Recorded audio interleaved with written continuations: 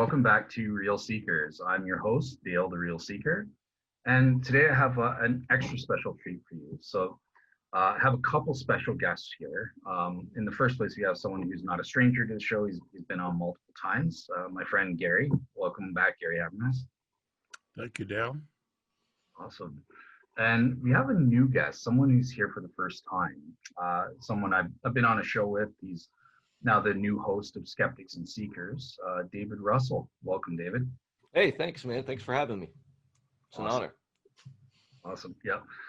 So what I want to do, today's topic is going to be basically about a case against naturalism. How does Christian apologetics relate to the case against naturalism? But just before we get into that, very briefly, I want to turn it over to the guests just to sort of introduce themselves. So in David Russell's case, he can introduce us as to who he is, and Gary will give us an update on his take. So yeah, David, sort of starting with you, why don't you introduce us to who you are? Well, yeah, I'm the host of Skeptics and Seekers, as you mentioned earlier, but I'm also the host of Proselytize or Apostatize, which is a debate channel, kind of like the Unbelievable show. And it's also a critique channel. We critique videos and stuff. So yeah, we have a lot of fun with it, and a lot of fun with Skeptics and Seekers. I also have a Facebook page called the Virginia Apologetics Union.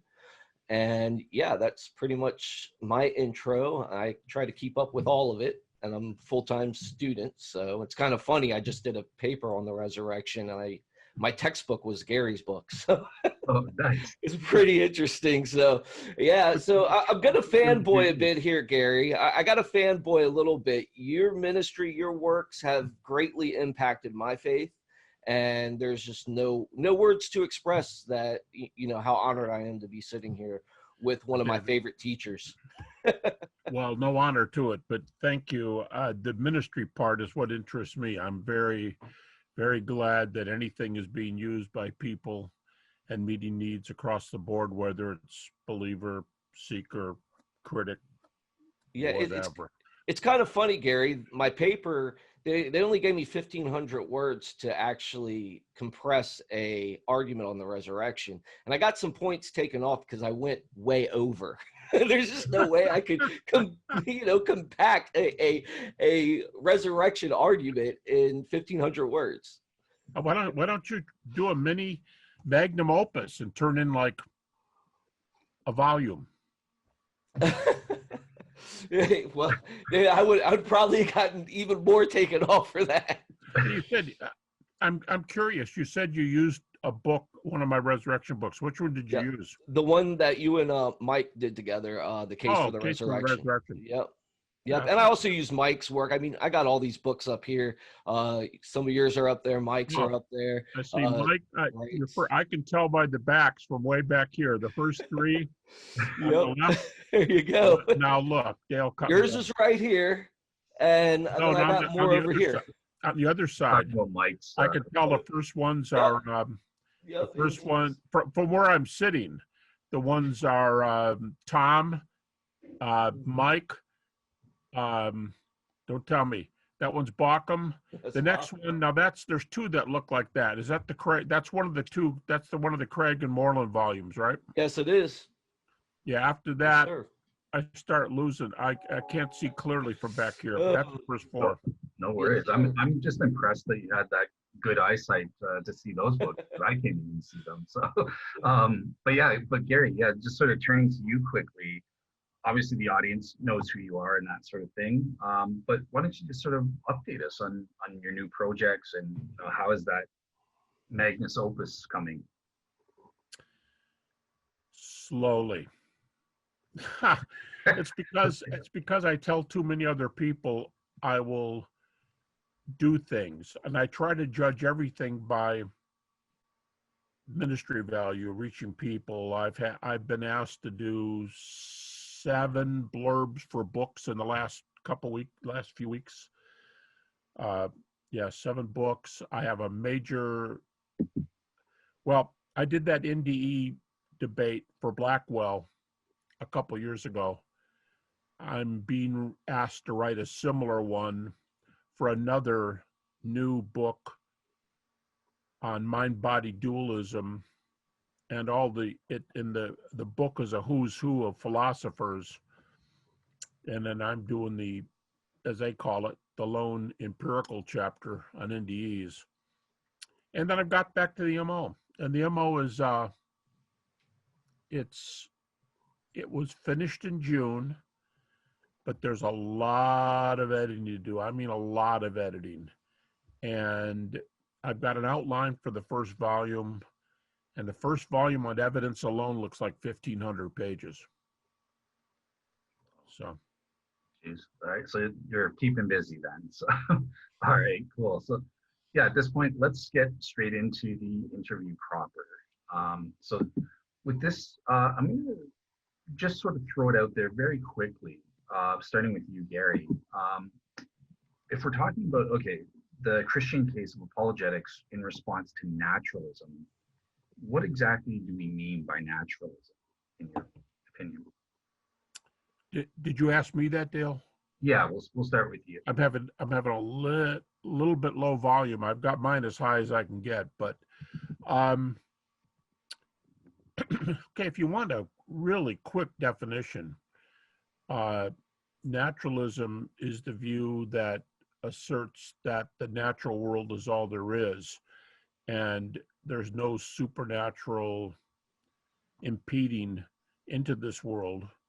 So philosophical and scientific views put a lot of emphasis on probably science first, maybe philosophy second, but big players would also be anthropology, sociology, and so on. But especially philosophy and science are huge, and they deny that by and large, they deny that they take a priori positions against the supernatural. But if you start talking like that, you're going to get a pretty quick slap in one way or another, and then some kind of going off on it. So, I mean, that's fine. We go off too on the other side. So, but anyway, the natural world is all there is, and what we know, it's usually added, what we know via science and its methods. Perfect. All right. And just turning to you, David, out of curiosity, would you concur with that general definition of naturalism, or Oh yeah. do you think it's Oh yeah. do you think it's important that we should get more specific at all, or is No, I think that sums it up really well. Actually, yeah. I mean, I'd use the same definition. Awesome. All right, cool. So at this point, I want to start talking about, well, okay, what are specific evidences or arguments that Christians can use when trying to tackle naturalism? So let's start with the obvious place, is arguments for general theism. As Gary knows, that's where I sort of started out, started things like the cosmological argument, or the teleological argument, stuff like that. So yeah, I just want to throw it open to you, Gary, and what do you make of arguments like these? Do you think it's useful to start with a case for general theism, and maybe convert, your friend Anthony Flew kind of converted to deism at one point, or should we start with Christian specific apologetics? I think that's a matter of your audience and what you're after. I'm kind of known for being an evidentialist in my apologetics, so I would prefer if somebody said, okay, let's dive in, where do you want to go, especially if they're shorter time, because arguing a full-blown view to God and then going to evidences where the classical apologists become evidentialists once they get the first step done. There's two-steppers, evidentialists are one-steppers. I would prefer to go to either the resurrection or near-death experiences. Near-death experiences, because it's empirical, it's hard-hitting, it's in and out quickly. I think the argument patterns are very similar to intelligent design arguments. They hit high teleology, but with a lot of empirical data. over 300 now, over 300. I think probably we're getting a lot higher than that now. 300 evidential near-death cases, many of which in the dozens are reported during the presence, and we have to say measurable, because who knows what goes on that the machines can't pick up, but in the presence of measurable flat brain, flat heart, or general anesthesia. Now, I don't like the second category as much. I don't think it's quite as reliable as flat brain, flat heart, but general anesthesia is not the kind of anesthesia like where you get a tooth pulled and you can later tell what some of the conversation was in the room. General anesthesia is what happens when you have open heart surgery. I'm going to ask you just to save we have a question on NDEs specifically coming up. So we have a question on NDEs coming up. So yeah, if you don't mind, I'll just say like, hang on to that for a couple Yeah, seconds. but I'll also say, Dale, that if there's time, I don't mean just necessarily in this program, but I mean anytime, I don't shy away from arguments for God's existence. I think there are guys who do a lot better job than I do, namely Bill Craig, J.P. Moreland, and a host of others. But I like the Kalam argument. I like intelligent design. That might be my favorite because I tend to be an empiricist. Not totally, but an empiricist with rational overtones. And also, I think the moral argument has moved back into prominence lately via Dave Baggett, one of our own professors who's now at Houston Baptist, and also Paul Copan. So I like those three arguments. I like any of those, but one comment, and I'll pass the torch. When I say NDEs, if you think about the classic naturalists, in the 20th century, there were four major British naturalists, at least: Russell, Ayer, Mackey, and Flew. Flew being called the greatest because that was toward the end when he was the only living one.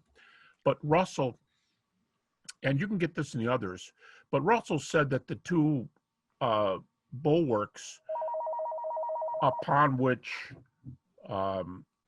naturalism is based would be the denial of God's existence and the denial of afterlife.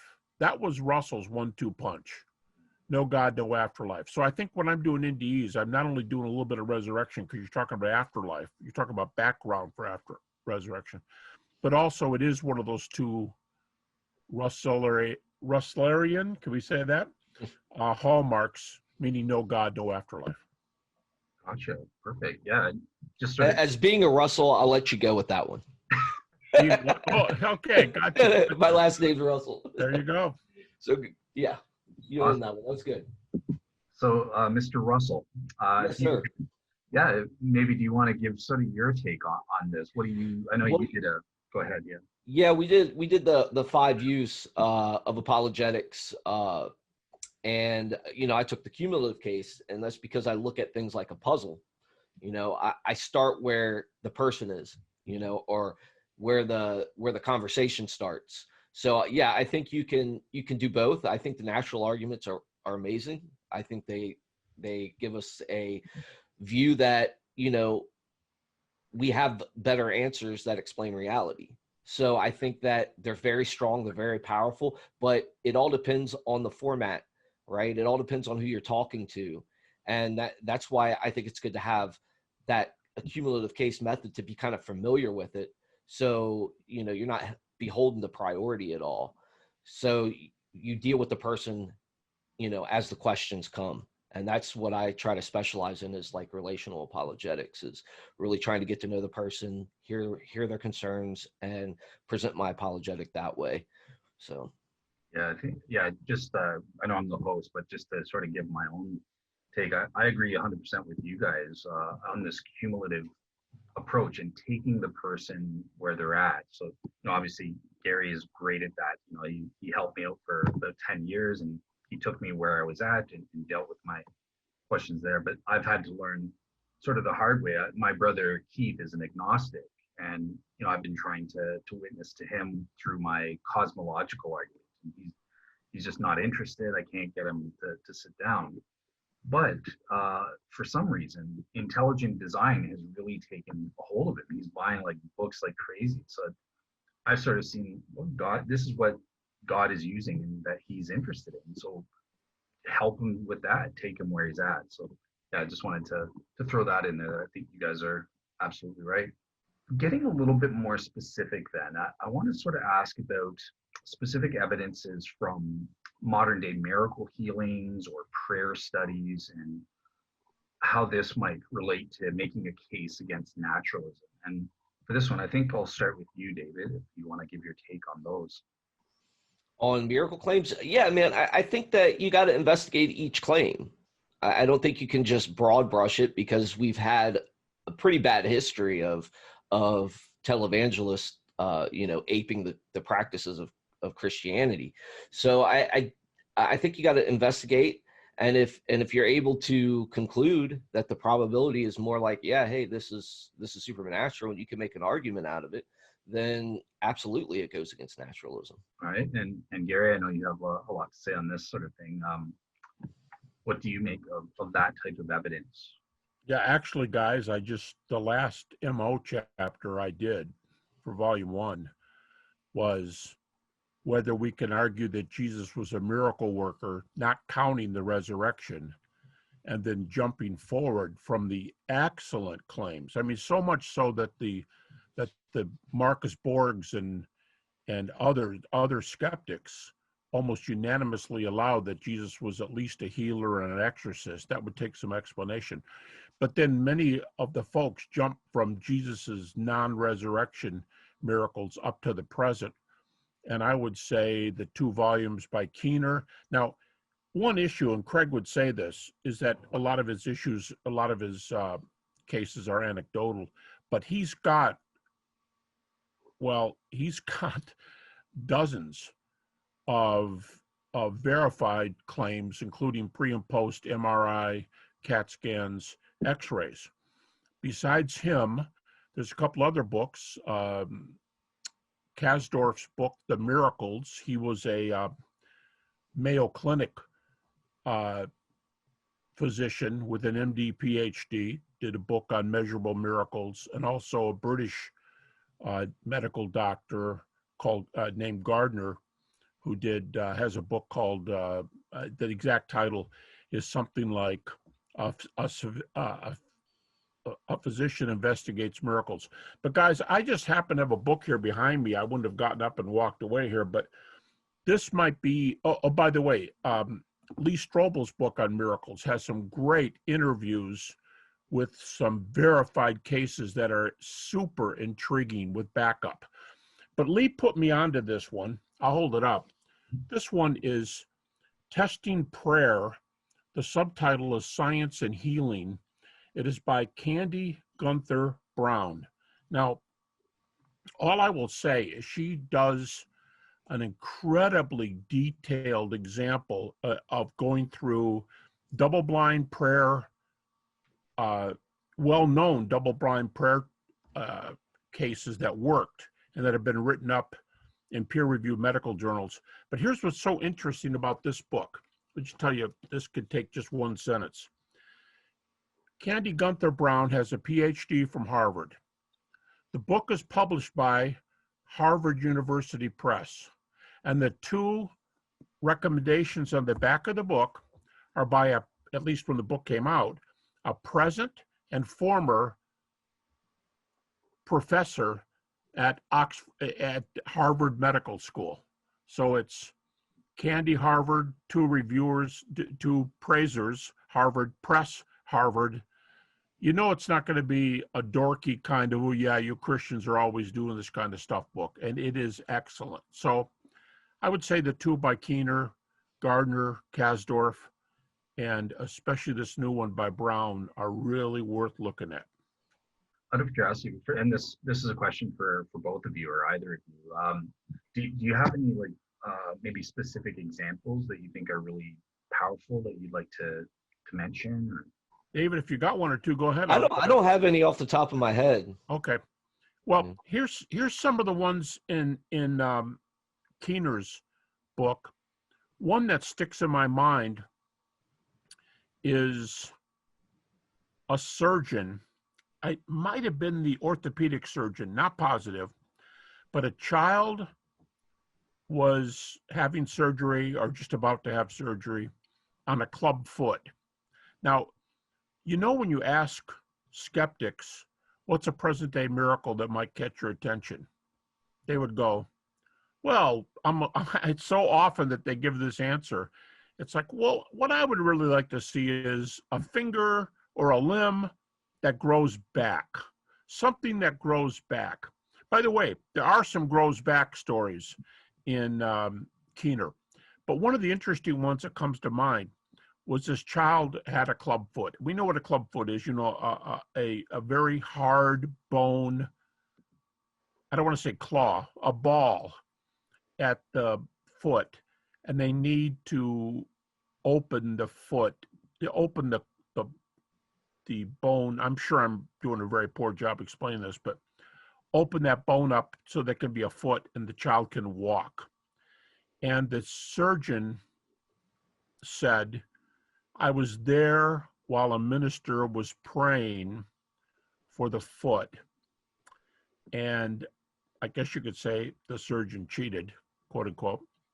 Haha. Kept their eyes open during the prayer. And they said, right during the prayer, I watched the foot open. And obviously the child didn't need surgery. There's many other cases, many other cases. One where a male was a couple states away in a retreat, a weekend retreat, broke his leg. The break was bad enough. Now, I mean, how often do you hear this happening? My recollection, I could be wrong on any bit of this, but my recollection is the break was bad enough that they kept him in the hospital for that night or maybe the next day. I mean, that's pretty bad. And they set it in a cast, but the fellow had to go back home a state or two away and take the x-rays and show his medical doctor the x-rays. And I think he got sent to a specialist. But the guy said, hey, no offense, but your bone was not broken. He said, well, how would you know? He said, well, look, I'm looking at the x-rays and there's no evidence of a break. Plus, there's not the normal tissue damage around what you would have from a recent break. And so they ordered the x-rays from the hospital a state or two away. And the doctor rescinded and said, yep, that's your leg. And there's a break there. I can't understand. I can't explain it. So there's a number of those with pre and post testing, checking. I mean, many. Enough that after a while you think, you want another one? You want another one? You want another one? How many do you guys need?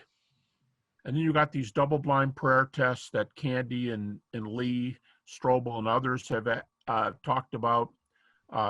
Just more cases than we need right now. And by the way, a number of people would say, well, we know that positive thinking can be do a certain amount of healing, change your thinking, cognitive therapy. And that's true. Totally true. And that could account for some of Jesus' healings. Absolutely. Change your thinking. You change all kinds of things. However, the two fantastic prayer were double blind. The two prayer tests were double blind, meaning you could say, hey, I'm feeling better today. Maybe I'm being prayed for and feel better. But you could also say, being a typical human being, I'm feeling lousy today. I'm probably not being prayed for. And you are one of the ones being prayed for. Because double blind. Nobody knows who's being prayed for and who isn't. And one particular test, the heart patients that were prayed for by name with no details about the person, just the prayers had a name, they got statistically better. And that's the key. Statistically better in 21 out of 26 monitored categories. So you can poo-poo any of the stuff you want, but what do you do when there's data? Then you keep poo-pooing and you kind of start looking silly after a while. One thing that I found interesting when I sort of researched a blog and was looking at Craig Keener's book specifically, And it's interesting from a Protestant perspective, are miracle sites like Lourdes. I'm sort of curious. I found that are some interesting cases that do seem to be genuine, and given the rigorous criteria that the Catholic Church administers to verify them. But yeah, I'm just curious for both you and David. What do you guys think of miracle sites like Lourdes? Is that problematic from a Protestant perspective? And do you think there are any cases there that are convincing at all? I'll let you go first. I'll let you go first this time. Yeah, I got the what? No, I went first last time. Yeah, like I was gonna say the opposite. I've been taking all the time here, so I was saying It's all good, David. No, it's all good. Well, Dale, I am so far from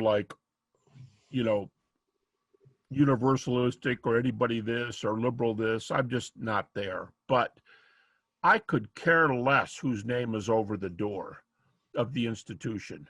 Oh, that was a Catholic church where the guy was healed. Yeah, what's your point? What's your point? You could even say there's cases like this in India among Hindus. Fine, bring them on. I mean, that's great because from a Christian viewpoint, there's general revelation and natural theology, the same way there could be specific. And in Scripture, there are healings that take place among non-Jews. For example, Naaman in the Old Testament. How about in Jesus's? This is a great one for me. Jesus goes to towns, and it often says he goes to a town, and everybody flocked out to see him. Now, he's not going to say, hey, I know some of you are in a lot of pain. Just cool it. I got an hour sermon for you, and then I'll start healing. He would start healing, and then he would, quote unquote, earn the right to be heard. So he's healing, and he's getting attention. He did not stop in those towns and say, are you a believer? Okay, put your arm out. Let's look at it. Let's look at your foot. Oh, you're not a believer? Get out of here. I'm not interested in you. Jesus, the texts often say he healed everybody who came out. Okay, we can quibble. Oh yeah, he missed these 4 people over in the corner. Okay, great, I get that. But he didn't qualify between whether they were believers or unbelievers or non-Christian Jews or Christian Jews. That would basically be his audience, I would think. But there were a lot of foreigners in that area of Palestine, north of Galilee, north of where Jesus was born. And I'm sure he came across a bunch of them. In fact, we're even told a few. He didn't ask questions, he healed. And you could say, well, yeah, but that was a Christian healer. What if it's a Hindu healer? Hey, I'm open. I'll end with this. C.S. Lewis said that when he became a Christian, he thought one of his duties was going to be to explain away all non-Christian miracle cases. And he says, then he realized this is a big world. From a Christian viewpoint, even God's in charge of a lot, like everything. And he just didn't have to do it. And I agree. We don't have to disprove the others. By the way, I asked Keener, what would you do if another volume came out with 100 cases of healing by Hindus among Hindus? And he said, well, we would broaden our thesis, or we would try to specify our thesis, but that doesn't change the cases. But it does make it kind of hard for naturalism if they're true healings. So just some thoughts. Yeah, absolutely. I agree, Gary. I think God knows what people need. So I don't think his healings and stuff are going to be relegated to a single denomination or sect. I think that he does what it takes to get that message out. And I mean, we have cases of Muslim men having dreams of Jesus. I mean, it's wild, man. I mean, there's no, I don't put a limit on God when it comes to this stuff either. So that's kind of like where I stand. Yeah, I agreed. I remember Nabil even mentioning, right, with Nabil's case and that sort of thing. So yeah, just to quickly sort of give my take, I'm 100% on the same page as what you and Gary are saying. Yeah, and Dale, just real quick, I interviewed a missionary from Pakistan, And one of my big questions was, how in a Muslim country, how did you get, how did you get Jesus? How did you get there? Mm. And that was one of his things, was he did have a dream, and his parents felt that, that Christianity was true, and it just went from there. Very supernatural kind of instant. I think it does pose a big problem for naturalism. Yeah, and you're right. Yeah, dreams are very important for Muslims, more important than we understand in the West. They even think that the soul separates from the body when you're asleep and that sort of thing. So very powerful. So all right, cool. Yeah. And yeah, on my end, so I was just gonna say it's important not to get confused. So I know that skeptics, like someone that we're all familiar with, David Johnson. I think we should start like a survival group. We've all debated David Johnson, but yeah, it's important that we understand there are different purposes for why God does miracles. It's not always to authenticate a religious message. Sometimes he's doing miracles of compassion. He can heal an atheist, like he can heal a Hindu or Buddhist or something like that. So that's the only point I wanted to add, is be careful that we're not just conflating every miraculous act as being for the same reason or something like that. So, all right, cool. David, if I could kick in with a real quick one. Yeah. Many, if not most, definitions of miracles. First of all, people often bounce off David Hume. A miracle is an event that breaks the law of nature, brought about by God or a supernatural agent. Then, of course, Hume rejects any of those, at least highly improbable, depending on how you read Hume's epistemology. But that part about performed by God or supernatural agent, many people, Swinburne, I know I do, the majority, I think, say for a religious message, for some sort of religious message. And I agree with what David said and what you were saying too, Dale. I don't think we can fancy ourselves so smart that we know what God's deal in this might be and why a Hindu could be allowed to heal a Hindu. We don't know who's seeking, what context it's in, what might happen later. The person's saying, oh, well, God did something. Then they check it out. And maybe they find out that Krishna, let's say they love Krishna, according to most Hindu scholars, I understand from a quote I have, Hindu scholars, unlike Jesus, where the Jesus mythers are, like Bart Ehrman says, they don't have positions in any universities or accredited universities, colleges, or seminaries. Maybe the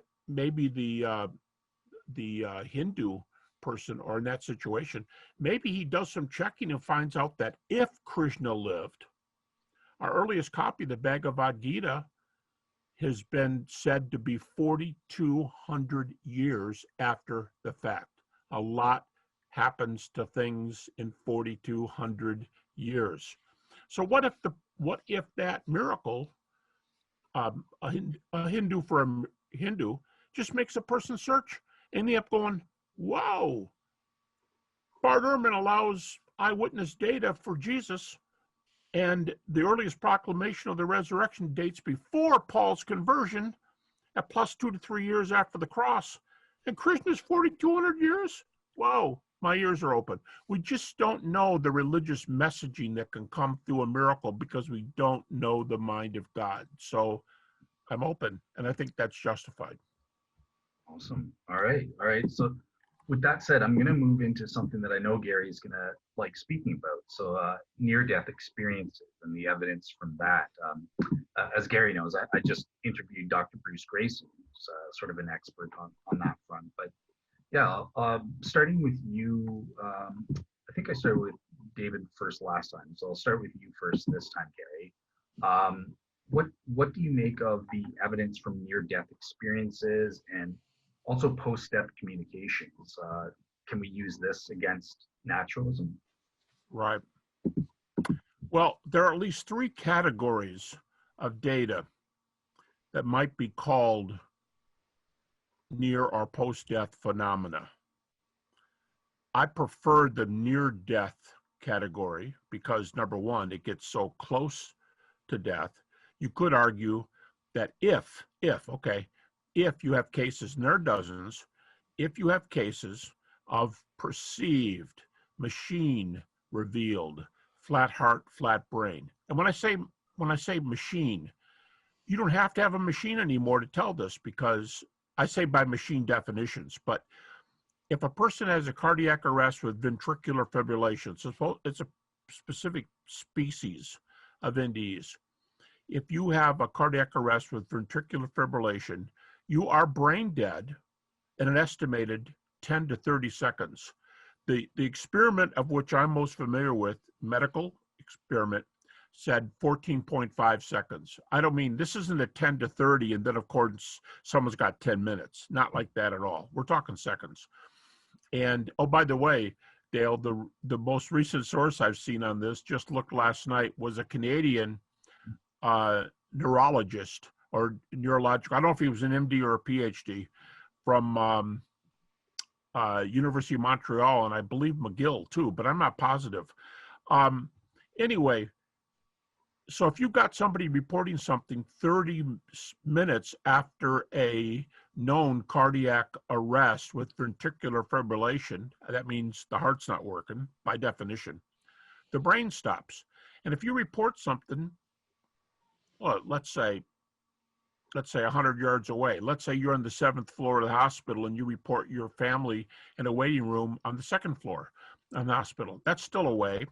But a lot of skeptics like the stuff in the room, just in the room. So in the room, outside the room, NDEs in the blind, NDEs, I give 5 categories. But the other 2 categories, Dale, that I work less with are deathbed visions. People who don't have NDEs per se, but things happen, sometimes verifiable, that they see in a hospital room with people around them and other people have seen before. So deathbed visions, and the last one, what I would call post-death visions, goes by their names. Post-death visions, where the most typical case is a spouse buries their spouse, often that day. And this is an actual case from one of my PhD students. And that night, dad is at home in his bedroom. They buried mom that day. I mean, she's dead. This is not, she's embalmed into the ground. And this is not near death. And he looks up and his wife's standing at the bottom of the foot of the bed. No evidence.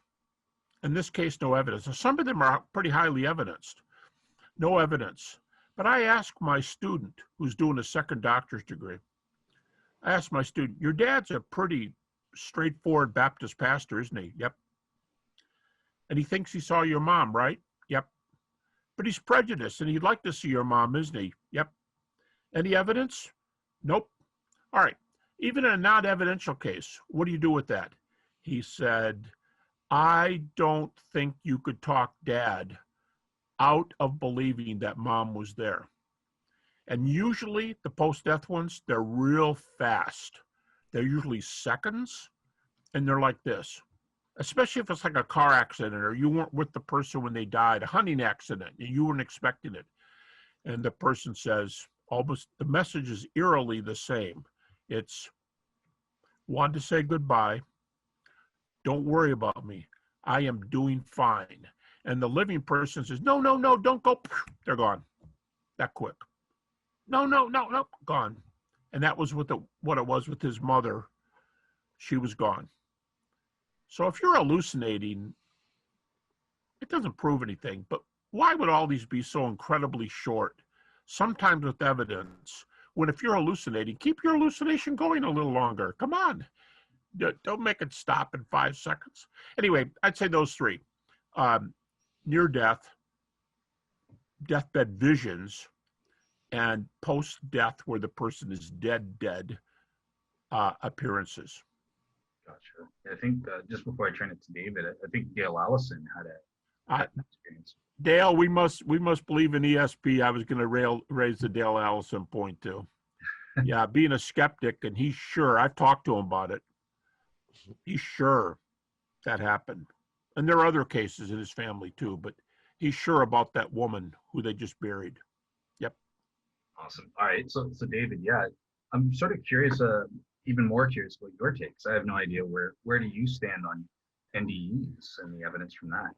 Well, I it's kind of hard to pinpoint because I still think there's a lot to this world that we just don't know enough about to really conclude one way or another. I did notice in your interview with Grayson that these things do match the culture of the people, and maybe you guys can speak to that and help me in my skepticism there.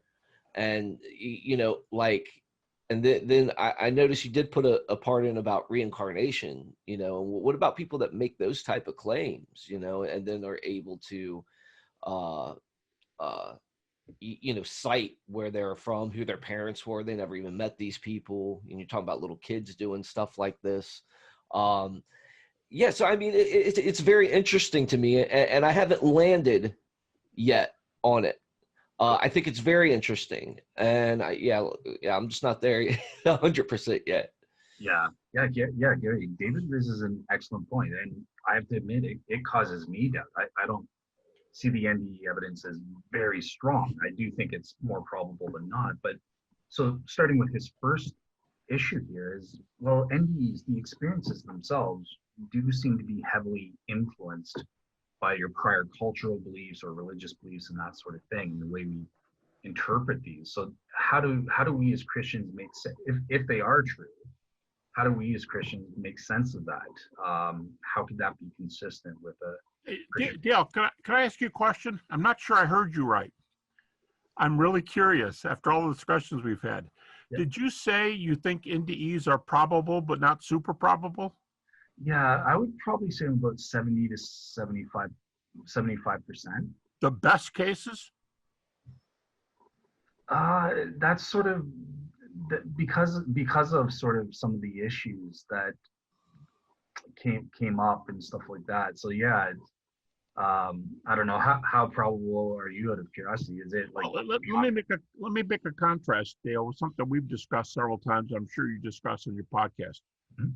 Maybe you don't want to give a specific number, but if you were okay giving a number, where would you be on the shroud? Now, don't forget, I'm not changing the subject. I'm going to make a contrast here with NDEs. Mhm. So with the shroud, so where I'm at currently is probably going to be high 70s to low 80s. And you put NDEs where? I would say it's somewhere like 70 to 75%. A little lower than the shroud, right? Yeah. Okay, well, this doesn't prove anything. It's just that things are strange, right? There's a lot of evaluating in the world, and our percentages are subjective. When people ask me about the shroud, I'll say teasingly, it depends. Okay, two co-authored books with one of the scientists, well, the spokesman for the group of scientists who did the investigation in '78, Ken Stevenson. And I tell people on the shroud, it depends on what side of the bed I got up in the morning, if the sun's shining, and where the probability is, haha. So I might put the shroud at 80, 85, I might.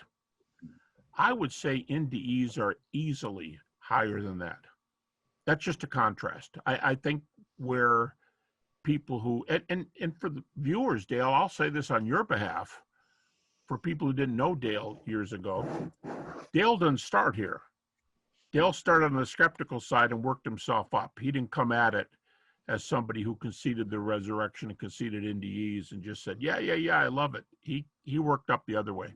But I think that's an interesting contrast between where you put the shroud and where I put the shroud, where you put NDEs, where I put NDEs. It's fun to evaluate evidence that way. Yeah, interesting. All right. But yeah, so like outside of that though, like answering David's question, like what do we make of the cultural reflection of these NDEs? Like how do Christians make sense of that if these are veridical experiences of the afterlife? why are they giving us conflicting data about what the afterlife is like? Dale, can I ask you one more question? Oh, I'm just asking as the host, but yeah, go ahead. Yeah. No, this is just the same thing, same subject.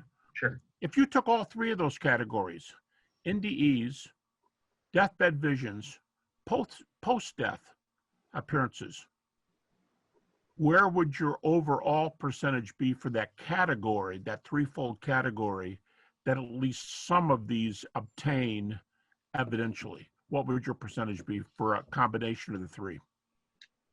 So I'm not sure what the third category was, but with the post-death communications, I've never done like a proper assessment where I've assigned a probability. Right. So I'm just sort of speaking out of my rumps. Sure. But, Sure. yeah, so I don't know. I guess that would be lower than the NDEs just because I know more about that. So I don't know. But I mean, would looking at three increase your where you are for NDEs alone, or not really increase that percentage? So tell me again what number 3 was. Is that the If you were doing NDEs plus deathbed visions, like the famous research book on that is Carlos Osis and Erlander Haraldson at the Hour of Death, where they investigated 1,000 cases, 600 of them Indian, and most of those Hindu, by the way. That's deathbed. And then the post-death, especially the evidential ones. What I'm saying is, if you put all the best case, let's just say you could theoretically put the best cases from all three categories together, would the percentage still be mid-70s to low 80s? Or do you think if you put all three kinds of phenomena together, best cases, your percentage would be higher than low 80s? I think it's possible that with the category post-death communications, if I did a actual assessment on it and really looked at the evidence and went through my method of looking at it 3 times and evaluating it could go up. I'm not sure the second category would do anything, just because I'm not exactly sure what that is. The deathbed visions, right? Yeah, I don't. Okay, that's good. I didn't mean to get you off. I just wondered, David, Dale and I used to do this percentage thing for years. We would do percentages, and like every phone call, Dale would start, not everyone, but many phone calls he would start with, and we would go for an hour or two for years. And Dale would say, hey, listen, I've rethought this thing on this, and I'm either up on this or down on this one. And we'd start with these percentages, and they're subjective, but that helped us to know where the other person was. Does that help, Absolutely. Dale?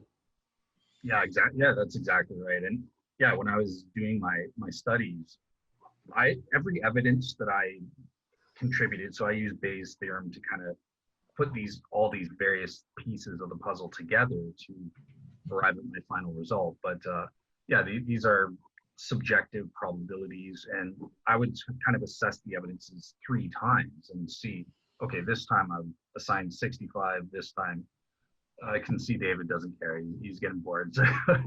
No, I'm listening. Dale, for the record, I remember, David, when Dale was, I don't mean once or twice, I mean for a good part of our years of talking, he was below 50-50 on the resurrection. True, Dale? Yeah, absolutely. Yeah, there was even a point, where I thought it was improbable and stuff. So yeah. we Anyway, a lot of fun. Yeah, right, cool. I did.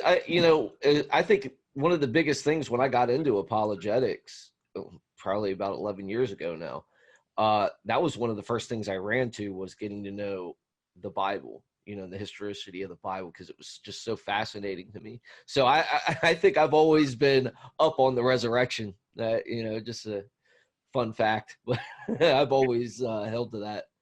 Yeah. Pretty. I didn't have as much doubt as Dale may have. No, I had, to go back to my 10 years straight of doubt and 10 more years of off and on doubt. Dale and I would have been very comparable, only I was there for 20 years total. And a lot of people don't know this, but in this incident that I've told many times about whether I considered becoming a Buddhist, people often say stuff like that, and you go, "How old are you?" And you go, "Oh, 15." Oh, that doesn't count, you know. But when I really considered becoming a Buddhist, it was post PhD. Oh wow. So, but I'll tell you guys one thing. One time at a professional society meeting, I sat around in a circle with 6 of the best known, all published name philosophers. Now, I won't say they were believers, but they had a variety of views, and they wouldn't just concede what I even wanted to do. And I would say, well, guys, help me out here. What would you do with the cosmological argument? What kind? All right, where do you put the Kalam? And somebody'd say, do we have to do this? I said, well, you could really help me. How likely do you think it is on a scale of, 1 to 100? Which is, you could do it in fractions and get 8.3, and you could say 1 to 10. And we went around the circle for about an hour, and we did Kalam, intelligent design, moral argument, ontological argument, and not all the percentages were very complimentary. These guys could be fairly skeptical on a lot of things, but we're talking 6 or 8 published big name philosophers, theists, and the percentages were really interesting. I would say 80s and even some 90s were not rare on matters of natural revelation. I don't even think we did NDEs. I think we did classical arguments for God, and there were some, and then somebody'd surprise you. Everybody'd be going, "Oh, that one's like." Maybe the feeling in the room is, the circle, that's 85. And somebody'd surprise you, a big name guy, and he'd go, oh, no, dude, I'm putting the ontological argument in 95, that kind of thing. Mm. So you're right, Dale, they're subjective, but they do tell you where people are. And when these are guys who have studied it and evaluate the evidence, I think that's really cool. It doesn't prove anything. I'd like to hear where Graham Oppie is on this. So that's fine. Yeah. Yeah, I fully agree. Like I run into so much. We're getting so off topic, so I apologize to David Russell. So just very very quickly then, the point about the probabilities. So yeah, these are subjective probabilities, and this is the number one objection I get over on the boards from skeptics and that sort of thing. Look, first of all, in decision theory, that allows for subjective probabilities. We do this unconsciously all the time. It's all that matters is, well, are my subjective probabilities and yours, maybe they're different, but are they within what I call this reasonableness range? Can I present objective reasons for why I'm assigning this? And at that point, that's all we need. I think my argument will kick in and God will prevent undue confusion, and we can make decisions based on these probabilities, even though they're subjective. So yeah, I'll leave it at that. But yeah, just sort of finishing off this last quick question about this interpretational thing. So I'm wondering about NDEs. So like there are different interpretations that are given, and they do seem to reflect other cultures or other religious things. So is that a problem for the Christian worldview per se? And also, what about evidence for reincarnation that you mentioned in your book, Beyond Death? David mentioned that. Is that a problem for a Christian worldview, or are we able to take on board that evidence as well? Yeah, that's a long list of things there. I totally admit social biases and societal reading into NDE and other near-death, post-death phenomena. We're all prejudiced. We all wear glasses, unequivocally. But I know those are true. I'm going to give you one example in the famous At the Hour of Death book, which I already referred to. Americans claim to see females more frequently than males in pre and post-death phenomena. Indians from from India, most of whom were Hindus, the female count was way lower. And I find that to be a difficult thing to explain by other than sociological standards. So I'm okay with all that. I'm okay with any kind of interpretation. But this comment, if you stick to the hardcore empirical data, I don't buy ungrounded interpretations, Christian or non-Christian. So I would equally tell somebody who said, I'm religion X, and I had a near-death experience, and I met one of my people, often just an angel in the other traditions, but they said I was okay, and I would be back here when I die. Or the Christian who says, I met Jesus, and he said, it's not my time yet, but I'll be back here when I die. I'm equally critical of both. I can be very kind. I don't just take off on them, but I don't give those things any kind of evidential standing. And someone could say, kind of an angry naturalist. By the way, I've got a debate here by a naturalist who's debating on the resurrection, not me, not debating me, but, and he says to his debater, he says, by the way, I'm not one of those angry naturalists, and he's a naturalist. So that was cool. But oftentimes, one of those comebacks is, yeah, well, I bet you love the hell cases, right? Bet you love the hell cases because that fits your worldview. Actually, I find them amusing, but no, I don't think they're of any evidential value. So interpretations of NDEs, Hindu, Christian, hell, non-hell, I don't buy them unless there is empirical data. The empirical data is virtually always this worldly. For example, if you look down on your body and you see something that you can report while you have no measurable brain or heart, and again, I say measurable. If you measured it, it would be gone, but not because you have a machine, but because you've had a cardiac arrest with ventricular fibrillation and it's more than 30 seconds. And that's a standard that's allowed in medicine. Every time I inquire the specialists, they say, yes, it's you know, we're not saying you're never going to have an anomaly, but yes, that's accepted. That's the kind I take. And when they tell you what they see, oh, I saw something 2 floors away. I saw something in my home 1 mile away. And they tell you as soon as they come back and you check it out before there's a room for the thing to spread, that's what I look for. But by definition, there's no empirical test for I saw an angel, I saw Shiva, I saw Jesus, I went to hell. I can listen to the testimony. Some of them are highly intriguing, but I don't think they're evidential.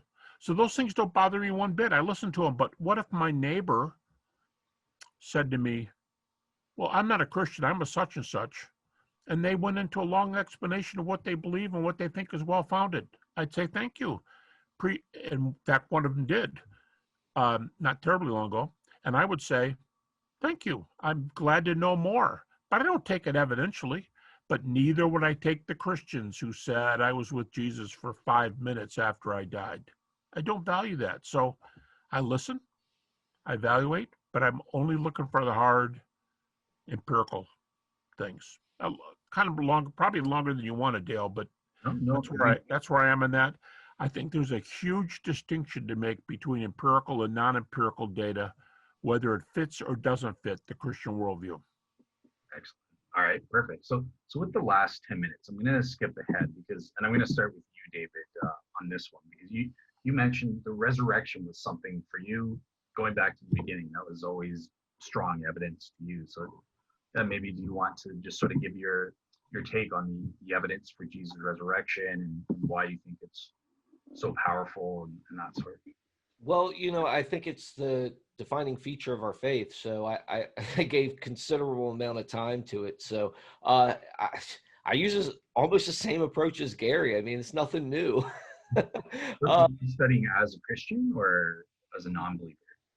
when I studied it, Yeah. I was a believer Oh, already. Yeah. It's kind of my story here is that I went to when I was quote unquote saved, I went to a very charismatic background, very charismatic church that quickly spiraled into like a word of faith church. mm, Okay, so there was no intellectual side of Christianity at all. There was, it was just, you know, name it, claim it. I mean, you got all that sort of stuff in there.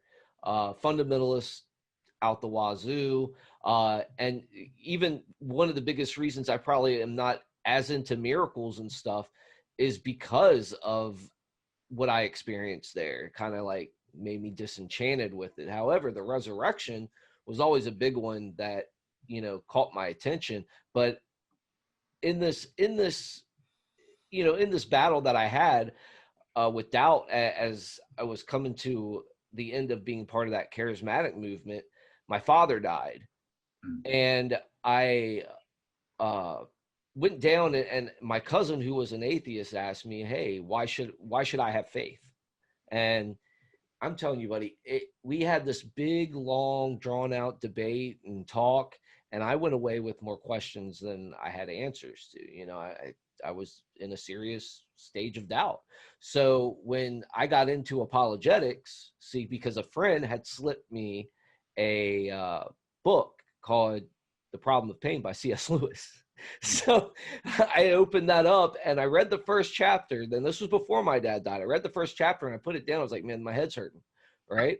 So, but I was like, wow, there is an intellectual side of Christianity. And, uh, I think that started my journey really is when my dad died, that whole battle with my cousin, and then just diving into the resurrection arguments and stuff like that. I mean, that was one of the first things that came up, and you can't you can't talk about the resurrection without hearing Gary's voice, or hearing Gary's mm, name, and Mike Lacona. So I mean, I was sitting there and I was eating up a lot of books in a month, and I was just examining everything and looking into it. And I already had some research skills because I already had an associate's in theology mm. from the charismatic school. At least I did learn something there.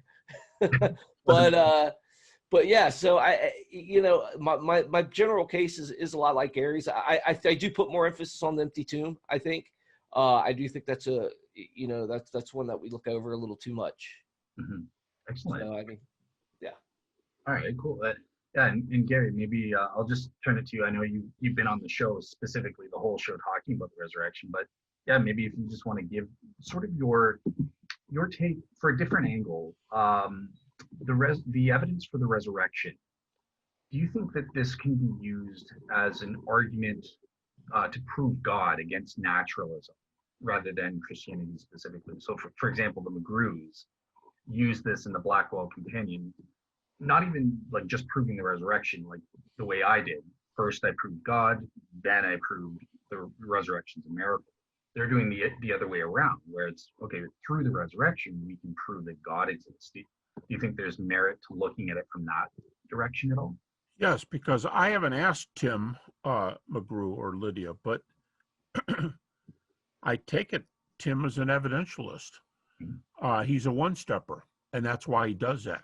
And there's a host of reasons. I teach a PhD course in apologetic methodology, and I'm telling you, I could care less what view my students take. We get all kinds.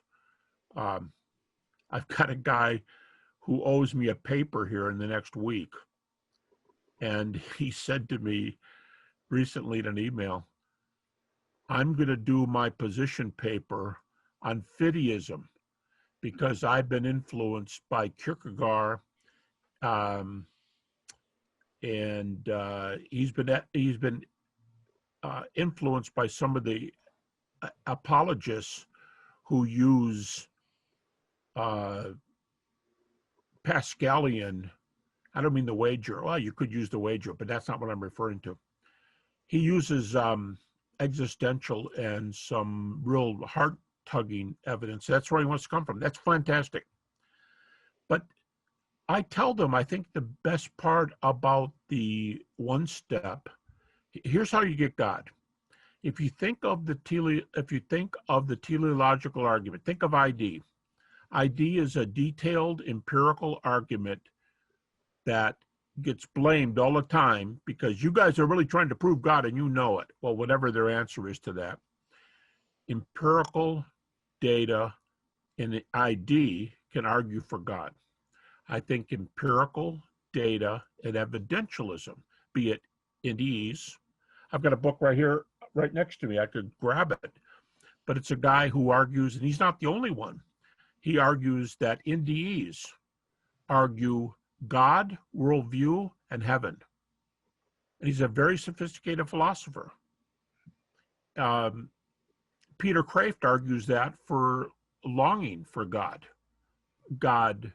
afterlife. So I think to use evidences and say God comes along with the deal is not rare. But I think the reason you get there from resurrection/NDEs is because, like Bertrand Russell, if afterlife is a deal breaker for naturalists, not as big as God's existence, but it's second place, it's the second biggest, you get NDEs and you get resurrection, you're doing an empirical argument, empirical both scientifically and historically, so that's empiricism, epistemically, you get empiricism tier 1 and empiricism tier 2, as in social science, history. And the result could still be that God's behind this empirical data. And I think that is true of NDEs. I think it's true of ID. That's why I like that argument best for God. And so that's why I'm a one-stepper.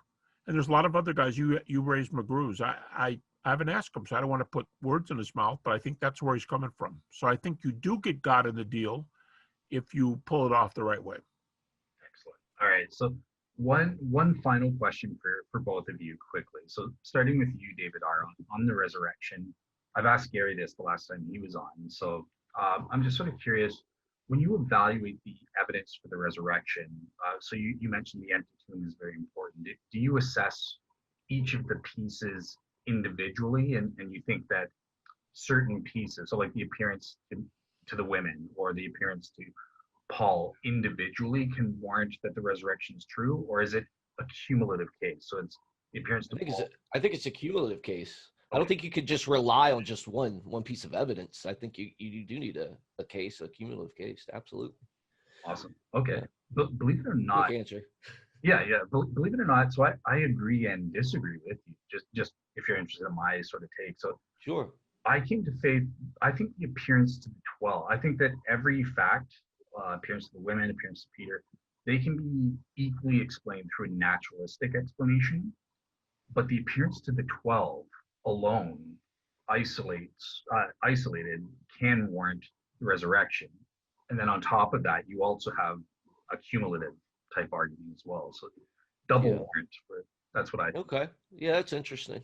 I think you're right, Dale. Dale, how many phone calls did the appearance to the 12 occupy? We spent a lot of time on the appearance to the 12. And I think I would agree with you that it is the strongest of the multiply attested appearances, without even any question. Awesome. Yep. All right. And so, sorry, David, go ahead. Oh, I was just going to ask Gary a quick question, Sure, go ahead. kind of to break the ice and everything. My friend got wind that I was going to be coming on with you, Gary, and he wanted me to ask you a question. It was, what do you think about the actor that played you in The Case for Christ? You know what's funny, guys? Lee Strobel was here at Liberty just a few days ago. Okay. And I spent a half day, called and said, I know you're going to want to come up here and see him. And some of them were still under the view that the movie was true and that Dave, here's how they invited me, the people at Liberty. Hey, you got to come up here because we know you and Bill Craig were real instrumental in Lee's conversion. Well, actually we weren't, but that's the way they did it in the movie. And Lee didn't run that movie. So the way he explains it is, Bill Craig and myself are examples of the many people with good degrees that he did interview who were, and if you said, well, I interviewed so-and-so, so-and-so, they go, who's he? Well, one of the guys he interviewed was an MD, PhD. And they would say, oh, well, that's good. Well, I think they just broke the ice by saying Habermas and Craig, even though we came later. So we were just with them. And so that came up with the students up at Liberty. And they said, hey, what about that guy that played you? I said, man, younger. Of course, Lee was converted. I was younger. Yeah, Lee was younger. Lee's my age. But the actor is younger, thinner, even though I've lost 25 pounds during COVID, younger, thinner, better looking, and better dressed than me. So how in the world could I object? That'd be my summary. Oh, nice. Yeah, I'm a Virginia boy too, Gary. I'm in Spotsylvania. Oh, really? Yes. You're there now? I am there right now. This is my little studio. You don't show it with your accent. I'm from Detroit. Yeah. I'm from Detroit all my life, but not all my life. I started my early life there for whatever 20 something years, and now I'm here. So I'm a transplanted Virginian, and I am happy to be in Virginia. So yeah, Lynchburg's beautiful. It is beautiful. It's beautiful. Yep. To speak a little bit about the Shroud of Turins, I know that David Russell has recently done a show with our mutual friend Teddy on the Shroud of Turins. But yeah, like what do you think the role of the Shroud of Turin could play in relation to the resurrection evidence or something like that? Well, since we already compared it to the NDEs, I'm not talking percentages. I'm just talking as two extraneous arguments that are not part of the historical minimal facts, as I would say. Other people are going to use reliability argument. That's fine. Craig Blomberg might use a general reliability argument. I mean, go for it.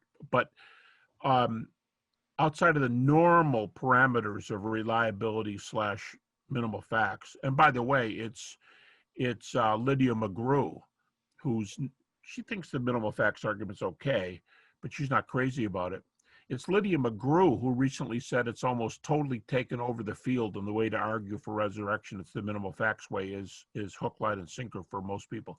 But putting that aside and saying the Shroud and NDEs would be two ballpark things that would come in, because if there is an afterlife, NDEs, you should be more open to resurrection, and Shroud because it's direct. Okay, if you put those two together, I'd say NDEs are stronger than the Shroud. I'm going to upset a lot of people in the Shroud crowd, as they're called, that I'm constantly in contact with.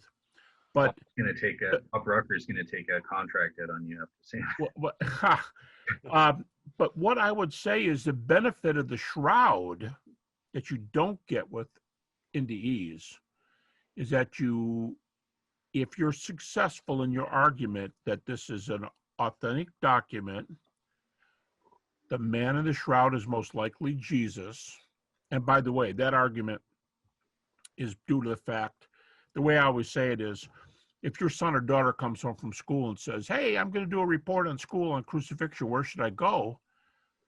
I suppose I should go to the Gospels, right? I'd say, depends on what you want to do. Are you doing Jesus crucifixion or crucifixion? Oh, no, just general crucifixion. Well, then you might want to go to the Gospels, but that's not general crucifixion. Jesus had a lot of things done to him that were not normal crucifixion procedure. I mean, if the Gospels are accurate, for example, why do you put a crown of thorns on a known criminal who you're going to kill? And they go, oh, well, I can explain that. That's because he claimed to be the Messiah, ... I don't say there's no reason for doing it. I'm saying that's not normal crucifixion procedure. But the guy in the cloth was crucified the same way within very small parameters, crucified the same way Jesus was. So if you get far enough to say, A, it's authentic, B, it's probably Jesus, I think, and I've told the leading Shroud researchers who disagree with me and are not Christians, I have said to them, I don't know, once you concede authenticity and identity of Jesus, I don't know we could change the data, and that's why I'm not super high on the shroud. We could change data in the recent years, in future years, but right now, the predominant data seem to argue that the image is a photograph, quote unquote, of something happened to the dead body of Jesus, where it looks like it's kind of supernatural. And you go, why do you use the word photograph? Well, just remember, if someone breaks their arm and they're not sure it's broken, it's normal parlance to say today, yeah, my doc says I've got to go to the lab and I have to get a photograph on my arm. We speak of x-rays as photographs. They're a species of photograph. So there's a lot of evidence that says that the shroud image is two or more different kinds of radiation from a body that looks like Jesus's and looked like he was crucified. I would say that's the advantage over the NDEs. It's very much more specific, and it gets you to the Jesus of the hook, line, and sinker, the gospel data of deity, death, resurrection. It gets you right in that territory. I think the advantage of NDEs that the data are more highly probable, but you don't get to Jesus. You have to get like the Kalam or something. I like it better than that, but it gets you the ballpark, and now you got to talk about which God. Okay, that's the problem with NDEs. It's not a problem. You just have to make an extra move.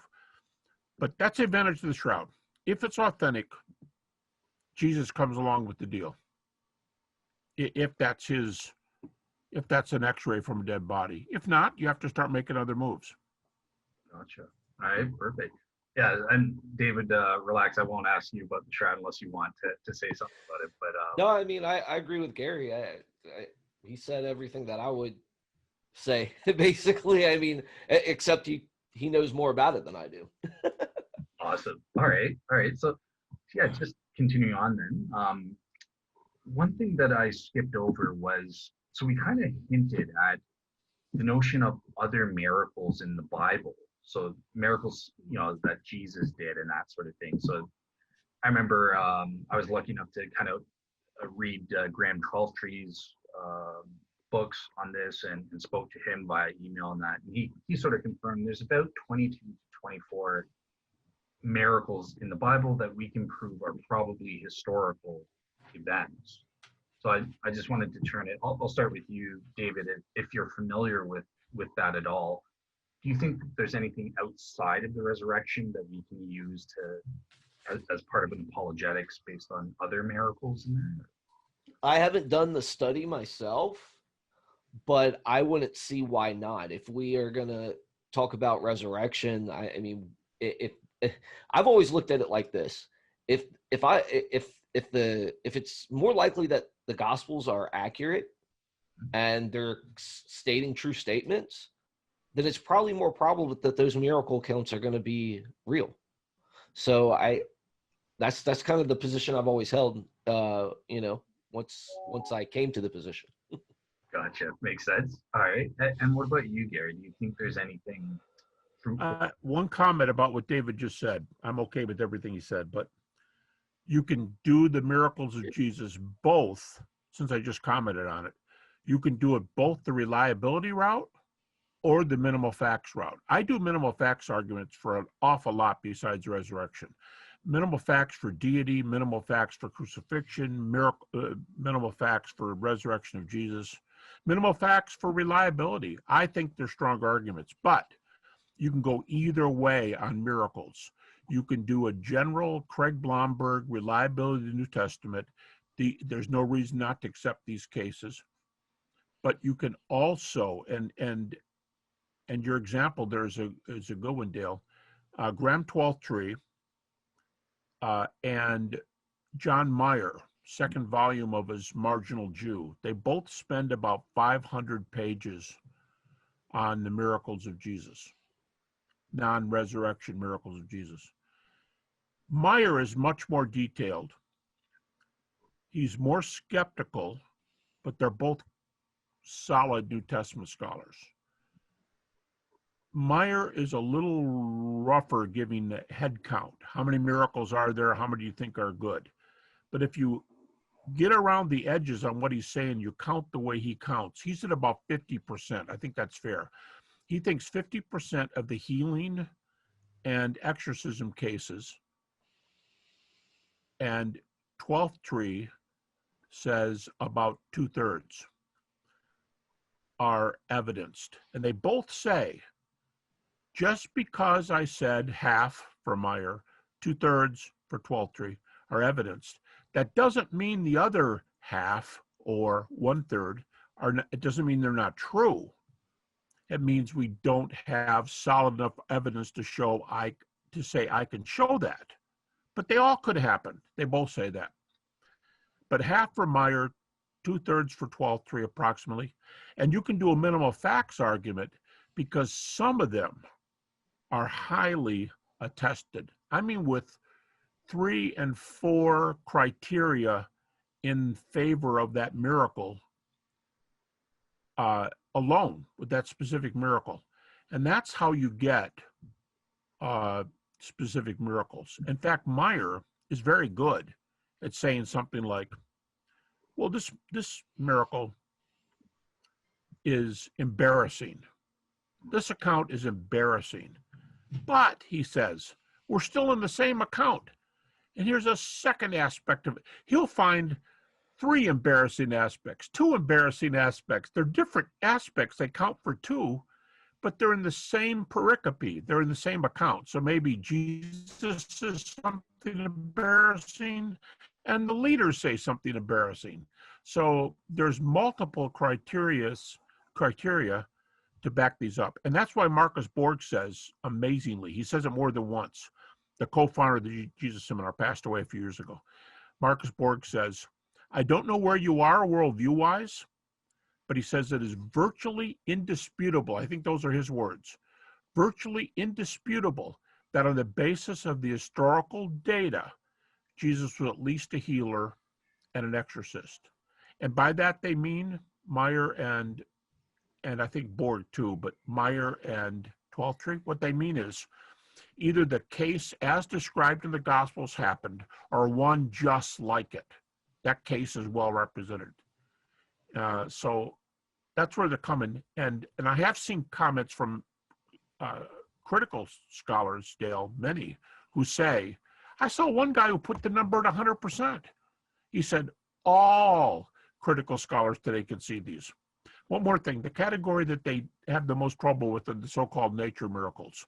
Jesus walked on water. He multiplied the loaves and the fish into food. Of course, as John Dominic Crossan says, the greatest nature miracle is the resurrection.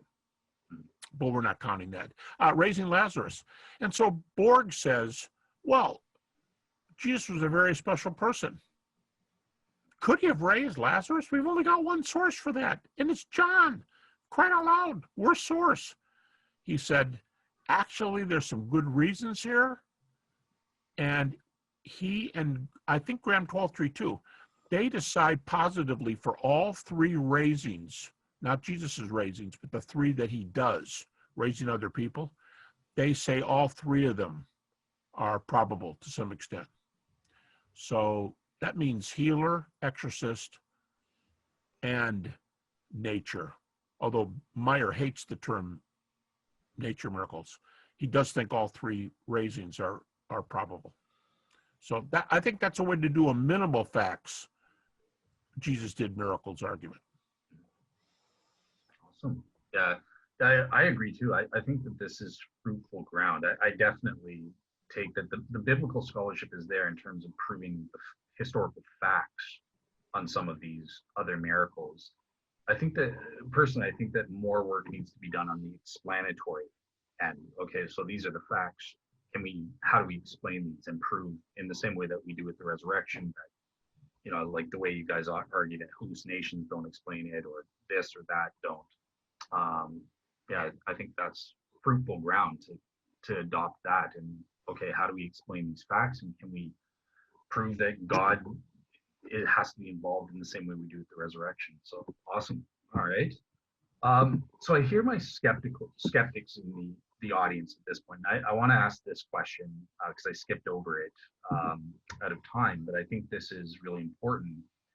there are arguments that atheists will offer in favor of naturalism, and we've been sort of avoiding that. So for example, I've heard some skeptics will argue that, look, even if God exists, God's modus operandi is not to do miracles, because look at billions of people die, they don't raise from the dead. God isn't doing miracles all the time, so therefore the prior probability would state that it's very improbable God would ever do a miracle. And some skeptics even try to argue that, well, the laws of nature are necessary. You can't violate the law of nature. So I just want to sort of get your guys' opinion on skeptical arguments that they think are in favor of the truth of naturalism. Starting with you, David, what do you think of these types of things? Well, I mean, they assume. I was just talking to a guy today that they assume that naturalism's true on the outset. So I mean, their presupposition is against it. I haven't found any good argument that can really refute the idea of miracles. I mean, if we're going down the road, as Coco calls it, or going at like in a plane and using a part of our apologetics, and we get to the point where if God exists, and it's more probable that God exists, then miracles are possible. I don't wiggle on that area, because I don't think you can. So when you come to the specific question about, violations of, or the way that you just described it, yeah, I think that it comes back to, if God is true, and more probably true, and we have like the near-death experience, we have other miracle claims and stuff like that, and if they're well documented, then I mean, where are they coming from? Where's the justification for their skepticism? Well said. Well said. All right. Yeah. Gary, I'll let you get the final word on that. Like, what do you think? What do you make of skeptical arguments that purport to prove that naturalism is in fact true, such as the ones I mentioned? They're going to expect me to say this, but I'll give a caveat. I don't think much of them. I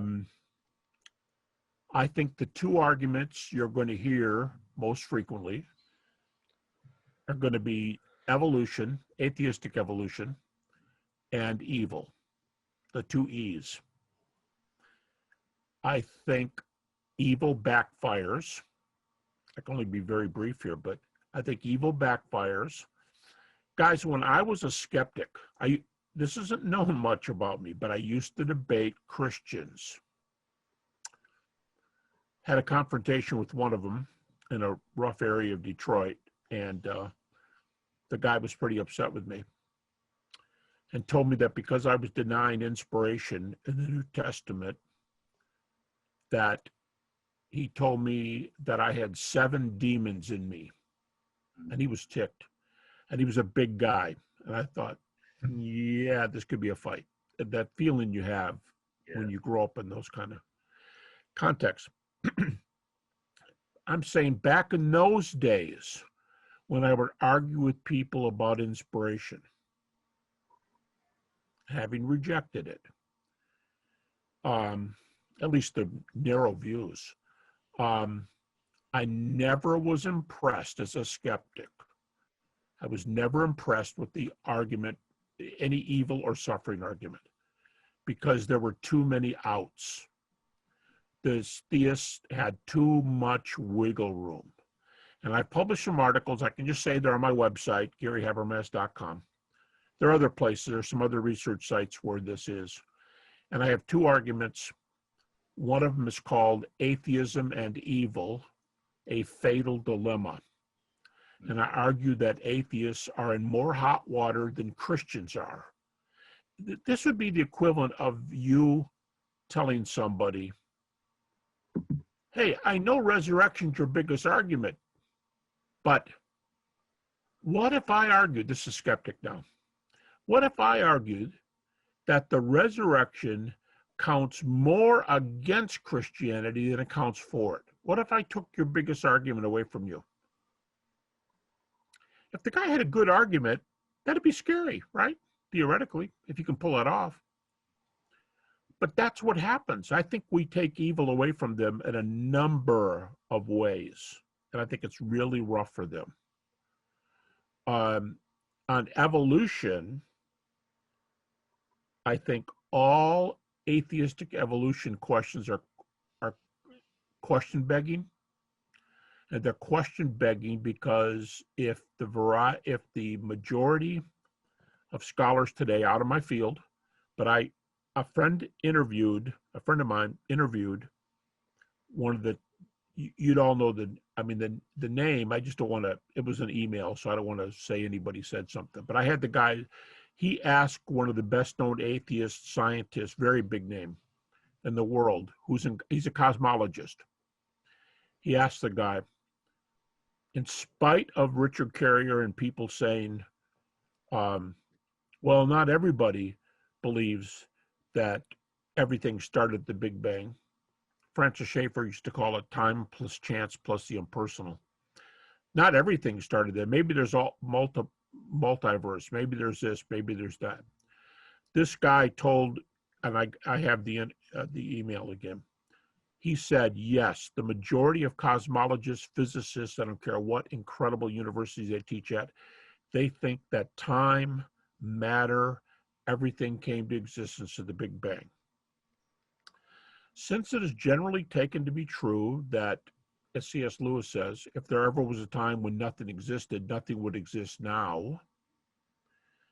Since most people think that from nothing, nothing comes, since most people would be a little bit, I think, understanding of Antony Flou's three major arguments for why he became a theist/deist.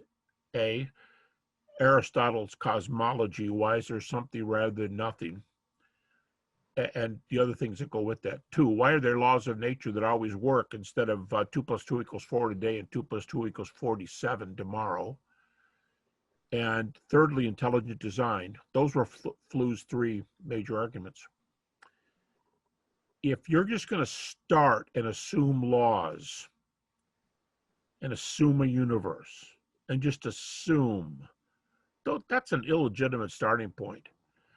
But a point in time begs the question about whether there's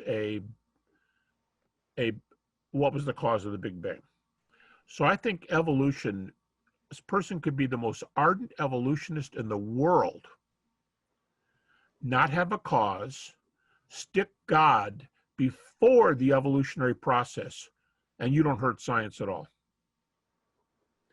In fact, again, I don't want to use a name because it was told me personally,